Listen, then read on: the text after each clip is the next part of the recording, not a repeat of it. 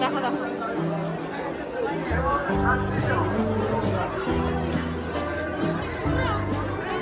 24 প্রহরে 3 দিনই রাত্রেবেলায় ঠাকুরের প্রসাদ শুরু হওয়ার আগে প্রত্যেকটা দিন অন্নপূর্ণা পুজো হয়।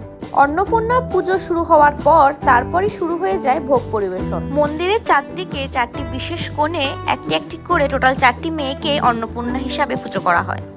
ওইখানে যে মেয়েটিকে অন্নপূর্ণা রূপে পুজো করা হয় তার কপালে সিঁদুর দিয়ে আলতা পরিয়ে তাকে নতুন শাড়ি দেওয়া হয়, আর সেই সঙ্গে তাকে একটা থালা পাতাতে করে সব রকমের খাবার প্রসাদ দেওয়া হয় এবং তাকে প্রসাদটি খাওয়ানো হয়। এই অন্নপূর্ণা পুজো শেষ হয়ে যাওয়ার পরেই ভোগ বিতরণ শুরু করা হয়।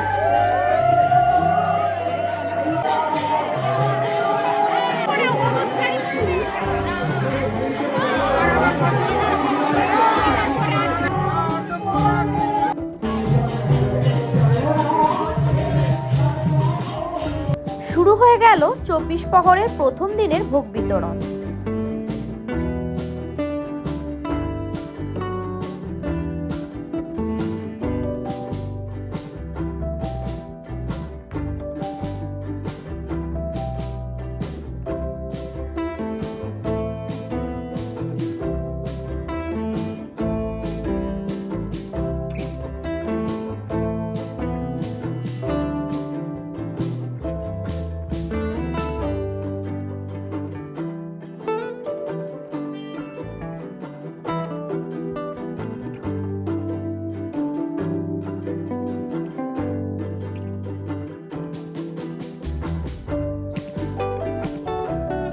ভোগ খাওয়ার পর্ব শেষ হয়ে গেলে এখানে 3 দিনই রাত্রেবেলাতে পুতুল নাচের ব্যবস্থা করা হয়।